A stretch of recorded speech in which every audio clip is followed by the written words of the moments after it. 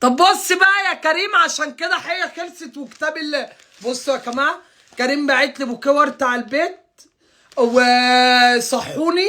استلمت الاورتر. الاورتر عامل 2200 وانا معايا 1100 جنيه عشان ادفع 2200. كنت بقى قلت للراجل لا انا ما طلبتش حاجه، انت بتجيبهولي باسمي ليه؟ قال لي يا فندم لازم تستلم الاوردر، ده شغل وانا مالي ومالي الاوردر انا.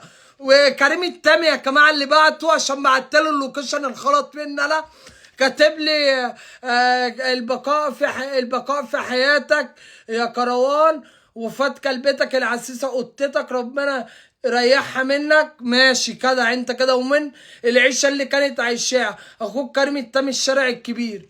اخويا مستنيك يا اخويا، تيجي تاخد البوكيه ورد بتاعك عشان انا ما معيش 2200، عشان دي حركه مش كويسه يا كريم من الاخر كده. تقول لي وانت بتجيب لي حاجه باسمي ليه وما حسبتش عليها؟ ما كنتش جبت بقى يا اخويا. ده ايه النهار ده يا عم وانا لسه صاحي؟ مين قال لك ابعت لي سحور؟ انت حد قال لك ابعت لي سحور؟ تقول لي وفاه قطتك هتحسر؟